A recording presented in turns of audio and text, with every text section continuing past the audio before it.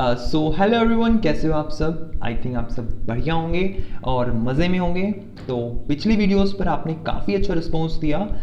जो हमने page number 1, page number 2 और पेज नंबर 3 को कवर किया था आपकी क्लास 11th बायोलॉजी की बुक का। तो आज पेज नंबर 4 हम डिस्कस करेंगे डिटेल में बिल्कुल। तो ये पेज नंबर 1 था। इनके सभी पेजेस की जो लिंक है वो डिस्क्रिप्शन में है। आप सभी पेजेस को प्लीज़ एक बार पढ़ लें, आपके बहुत ज़्यादा इंप्रूवमेंट होएगी आपकी नॉलेज में। ये पेज नंबर 2 हमने कंप्लीट डिस्कस किया था, लाइन बाय लाइन एनसीईआरटी को समझा था। और ये पेज नंबर 3 जो आपका चैप्टर 1 का भी पेज नंबर 1 है, सो इसको भी हम कंप्लीट डिस्कस कर चुके हैं। और आज हमें पेज नंबर 4 को करना है, ठीक है। सो पेज नंबर 4 की जो शुरुआत होती है वो पेज नंबर 3 की लास्ट लाइन से होती है। तो a multi cellular organisms grows by cell division. Okay, so मैं आपसे रिक्वेस्ट करूंगा, अगर आपके पास में भी बुक है एनसीईआरटी की, होनी चाहिए, तो आप प्लीज़ उसे अपने पास में ओपन करके रख लें और हाथ में पेन या पेंसिल लेकर के बैठ जाएं। अगर कुछ भी इंपॉर्टेंट लगता है तो तुरंत उसको मार्क कर लें, ठीक है। सो फर्स्ट लाइन यही है कि जितने भी मल्टी सेलुलर ऑर्गेनिजम्स हैं वो सभी सेल डिवीजन से ग्रो करते हैं। सेल डिवीजन मतलब कि सेल का डिवीजन होना, मतलब एक सेल से 2 सेल और 2 सेल से 4 सेल, 4 से 8। तो इस तरीके से सेल्स अपने आप को डिवाइड करते हैं और हम कह सकते हैं कि भाई सेल्स ग्रो कर रहे हैं, ठीक है। अगर आपको मेरी कुछ वॉइस में प्रॉब्लम लग रही है तो कमेंट में ज़रूर बता दें। नेक्स्ट टाइम से मैं कोशिश करूँगा कि वॉइस को मतलब टेक्नोलॉजी का ज़्यादा मैं यूज़ करूँ। तो आई होप आपने पेज नंबर 1, 2, 3 कंप्लीट पढ़ लिए होंगे। नहीं पढ़े तो डिस्क्रिप्शन में लिंक है, आप उन पेज को ज़रूर से पढ़ें। बहुत अच्छी तरीके से एक बेसिक शुरुआत हमने की है और इसको हम पूरी बुक को कंप्लीट करेंगे जितना जल्दी हो सके। आज पेज नंबर 4 की बारी है। हर एक वीडियो में 1 पेज 1 वीडियो हमने टारगेट अपना फिक्स कर रखा है। तो आप लोगों का सपोर्ट रहा तो ये बुक हम जल्दी फिनिश कर पाएंगे। तो हमने बात की सेल डिवीजन की। तो सेल डिवीजन कुछ नहीं है बल्कि सेल अपने आप को जो जैसे डिवाइड करता है, अपने आप को मतलब मल्टीप्लाई करता है, 1 से 2 बन जाते हैं, 2 से 4, तो वही सेल डिवीजन है जिससे वो ग्रो करते हैं। कौन? Multi cellular organisms. इन प्लांट्स में क्या होता है? This growth by cell division occur continuously throughout their life span. अब प्लांट्स में क्या होता है कि भाई पूरी जिंदगी उनकी मतलब वो डिवाइड ही करते रहते हैं अपने आप को, क्योंकि भाई सेल आपने देखा है कभी, हम कहते हैं भाई प्लांट्स भी क्या है, लिविंग है। यस और नो? प्लांट्स लिविंग ऑर्गेनिजम्स हैं। तो भाई देखा है कभी कोई प्लांट की डेड हो गई, कोई प्लांट की डेथ हो गई? नहीं ना। तो मतलब प्लांट्स अपने आप को ना सेल्स को डिवाइड करते रहते हैं। देखो हजारों साल पुराने पेड़ आज तक भी जिंदा है। क्यों? क्योंकि भाई पूरी लाइफ स्पैन में जितनी भी उनकी लाइफ स्पैन है, जब तक वो कट नहीं जाते, सूख नहीं जाते, जब तक वो अपने आप को डिवाइड करते रहते हैं। डिवाइड करने का मतलब है वो अपने आप को ग्रो करते रहते हैं, उनके सेल्स। ओके, पुराने सेल्स से ही नए सेल्स बनते हैं। आगे आने वाले चैप्टर्स में हम कंप्लीट जो सेल वाला चैप्टर है उसमें डिस्कस करेंगे। आई थिंक आपको क्लियर है। अब एनिमल्स में क्या होता है कि भाई एक लिमिट तक ही हमारे जो सेल्स हैं वो डिवाइड करते हैं, उसके बाद में हमारे सेल्स डिवाइड नहीं करते हैं, ठीक है। उसके बाद में क्या होता है मैं आपको बताऊंगा। तो इस लाइन का मतलब समझ लेते हैं कि ये इंपॉर्टेंट लाइन है कि एनिमल्स के अंदर जो ग्रोथ है वो एक सर्टेन एज तक ही होती है। भाई बच्चा है, थोड़ा बड़ा हुआ तो 20-21 साल तक ही उसकी हाइट बढ़ती है। उसके बाद में उसकी जो हाइट है बढ़ना स्टॉप हो जाती है, ठीक है। उसकी जो हाइट है वो आगे नहीं बढ़ती है, ठीक है। तो वहाँ पर उसका जो सेल्स हैं वो डिवाइड नहीं करते हैं, ठीक है। तो हर एक सेल्स की अपनी लिमिट है कि भाई वो सेल्स उस एज तक ही ग्रो करेगा या डिवाइड करेगा अपने आप को, एक ही बात है। However, cell division occurs in certain tissues replace lost cells। अब भाई अगर सेल्स डिवाइड नहीं करेंगे तो फिर हम जिंदा कैसे हैं? मतलब सेल्स को तो जरूरी है ना डिवाइड करना। कोई अगर पुराना सेल कोई गायब हो गया, लॉस्ट हो गया, डैमेज हो गया, तो उसको हील करने के लिए सेल्स डिवाइड करते हैं। कहीं पे आपकी चोट लग जाती है तो कुछ दिनों के बाद आप देखते हो भाई बिल्कुल सही हो गया। क्यों? क्योंकि वहां पर नए सेल्स बन जाते हैं, ठीक है। गर्मी बहुत है, आप समझ सकते हो, एफर्ट्स लगा रहा हूं मैं आपके लिए, तो प्लीज लाइक तो बनता है, ठीक है। आपके लाइक्स मेरे लिए एटीपी का काम करते हैं, तो प्लीज लाइक करें और जितना ज्यादा हो सके शेयर करें अपनी फ्रेंड्स फैमिली सर्कल में, everything okay. It's free of cost for you. कोई भी हेल्प हो, इस चैनल के डिस्क्रिप्शन में मेरा नंबर है, आप मुझे कॉल कर सकते हो। I am always ready to help you.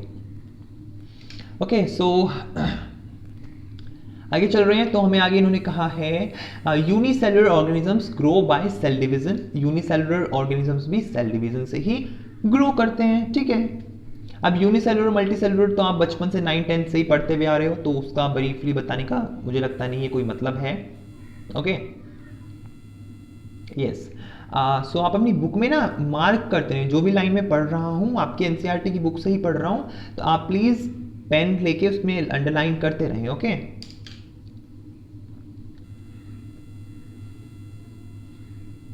One can easily observe this in vitro culture by simply counting the number of cells under the microscope. जो सेल्स है वो हम अपनी आईज से नहीं देख सकते, उसके लिए हमें माइक्रोस्कोप्स की ज़रूरत होती है। तो माइक्रोस्कोप में हम सेल डिवीजन देख सकते हैं, भाई एक सेल से 2 सेल कैसे बन गई। और आपका ये चैप्टर भी है, जो सेल वाली आपकी यूनिट है, उसके अंदर हम कंप्लीट देखेंगे कि भाई कैसे सेल, एक सेल से 2 सेल्स बनते हैं। तो भाई फिर सेल्स के अंदर जितना भी मटेरियल होता है वो भी अपना डिवाइड करता है, न्यूक्लियस एंड जो भी इसके अंदर माइटोकॉन्ड्रिया वगैरह है सब डिवाइड करते हैं। कैसे करते हैं, आधा तुल्य भैया आधा तुल्य, तो ऐसे ऐसे देखेंगे। ओके, चैप्टर है। फिलहाल हम ये ब्रीफ अपनी थिंकिंग बनाने की कोशिश कर रहे हैं कि एक्चुअली में ये प्रोसेस होती है। In majority of higher animals and plants, growth and reproduction are mutually exclusive events. One must remember that increase in body mass is considered as growth. Non-living objects also grow if we take increase in body mass as the creation for growth.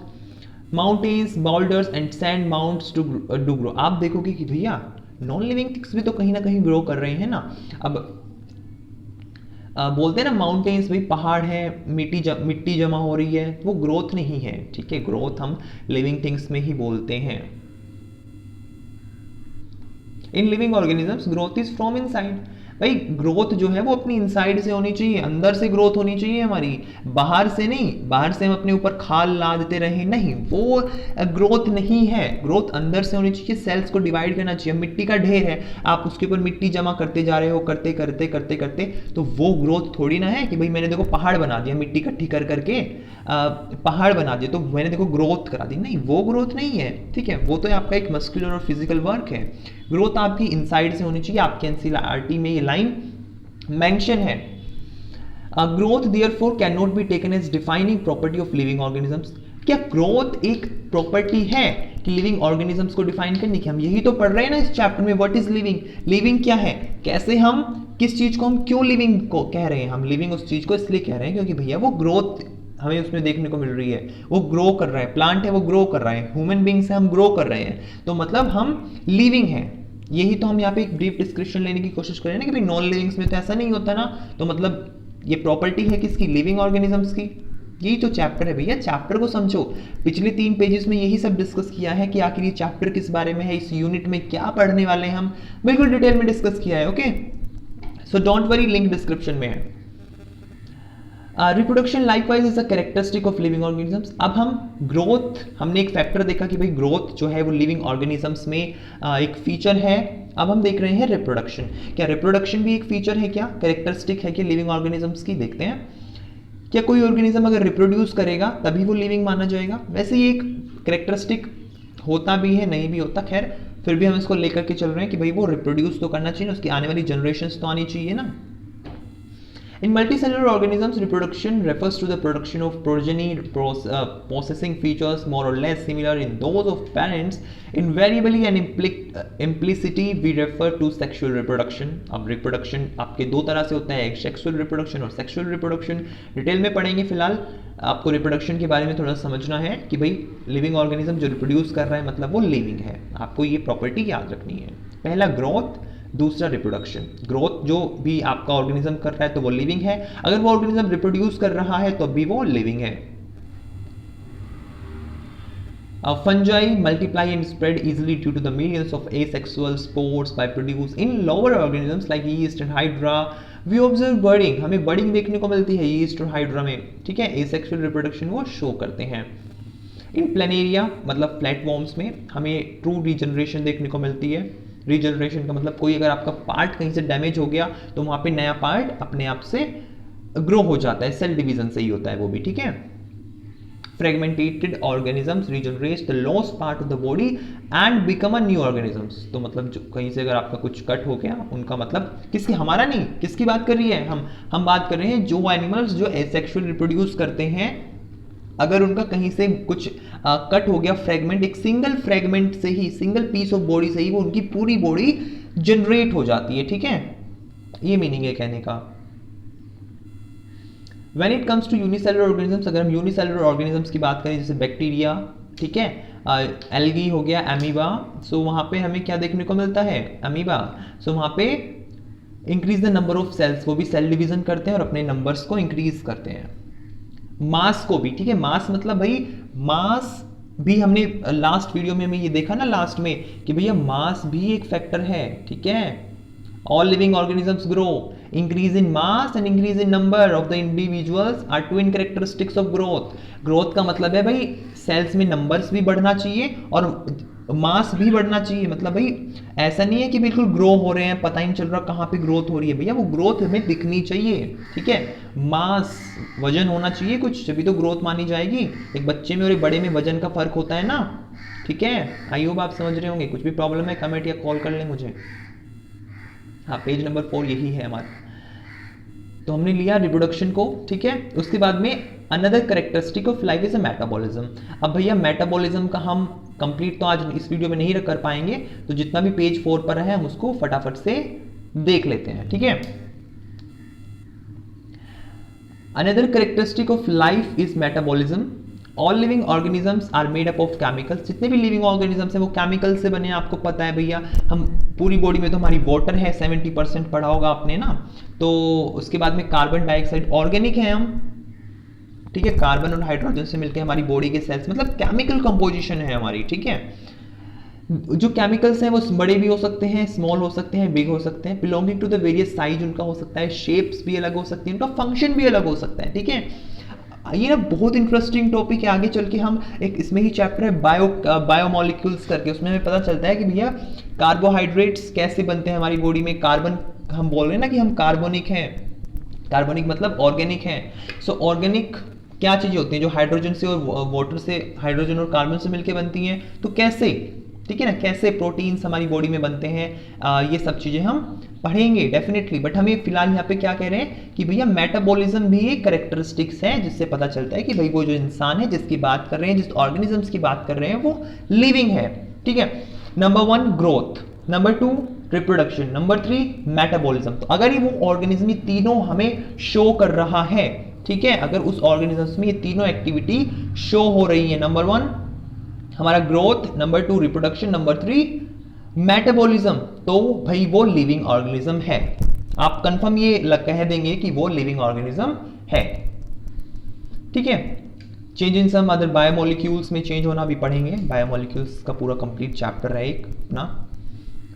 These conversations are chemical reactions और हमारी body में chemical reactions होती हैं जो हम food खाते हैं, food intake करते हैं, लेते हैं, तो वो वहाँ पे हमारे स्टमक में जाके स्मॉल इंटेस्टाइन, लार्ज इंटेस्टाइन, तो वहाँ पे उसका मेटाबॉलिज्म रिएक्शंस होती हैं, ठीक है, रिएक्शंस होती हैं, तभी हमें क्या मिलती है, एनर्जी मिलती है, ठीक है। Food is the source of energy, तो भाई फूड से एनर्जी कैसे मिलेगी, कुछ रिएक्शंस तो होंगी ना, तो रिएक्शंस तो केमिकल होती हैं, तो केमिकल से जुड़ा हुआ शब्द ही है मेटाबॉलिज्म, तो उनको बोलते हैं मेटाबॉलिज्म रिएक्शंस। तो कोई किसी ऑर्गेनिज्म में अगर मेटाबॉलिज्म रिएक्शंस हो रही है तो मतलब वो लिविंग है, simple. There are thousands of metabolic reactions, thousands of metabolic reactions हो रही है एक साथ simultaneously inside all living organisms। जितने भी living organisms हैं इसको यहीं पर एंड कर रहे हैं इस पेज को। नेक्स्ट वीडियो में पेज नंबर 5 से शुरू करेंगे जी, बिल्कुल। आपको थोड़ा लास्ट समझा देता हूँ मेटाबॉलिज्म के बारे में। तो हमने फूड लिया, अब फूड से हमें क्या मिलती है, एनर्जी मिलती है, तो फूड एनर्जी में कैसे कन्वर्ट होता है, तो उसके लिए रिएक्शंस होंगी हमारी बॉडी में। तो ऐसे ही काइंड की थाउजेंड्स ऑफ रिएक्शंस होती हैं हमारी बॉडी में, तब जाकर हमें एनर्जी मिलती है, और अदर रिएक्शंस भी हमारी बॉडी में हो रही हैं, ठीक है। तो रिएक्शंस केमिकल हैं, केमिकली उनका हो रहा है ना, केमिकल्स टूट रहे हैं, केमिकल्स बन रहे हैं, ठीक है। तो वो सब केमिकली, केमिस्ट्री के अंदर बायोमोलिक्यूल्स चैप्टर है उसके अंदर बताया जाता है। बट फिलहाल मैंने आपको एक क्विक ओवरव्यू दे दिया कि एक्चुअली में सिचुएशन क्या है। तो ये मेटाबॉलिज्म है। तो 3 फैक्टर्स आज हमने पढ़े, ग्रोथ, रिप्रोडक्शन एंड मेटाबॉलिज्म। अगर ये तीनों वो ऑर्गेनिज्म शो कर रहा है तो मतलब वो लिविंग है। आई थिंक आपका रिवीजन भी अच्छे से हो गया। आपकी एनसीईआरटी के हमने अब तक 4 पेजेस कंप्लीट कर लिए, पेज नंबर 5 नेक्स्ट वीडियो में। जल्द ही अगर आपका रिस्पॉन्स अच्छा मिला तो ज़रूर कवर करेंगे। So thank you so much इस वीडियो के अंदर आने के लिए। लाइक करें, मुझे मोटिवेशन मिलेगा आपके लाइक्स से, ताकि आने वाले वीडियोस को और ज़्यादा इंप्रूवमेंट कर सकूं। Thank you so much. इस वीडियो का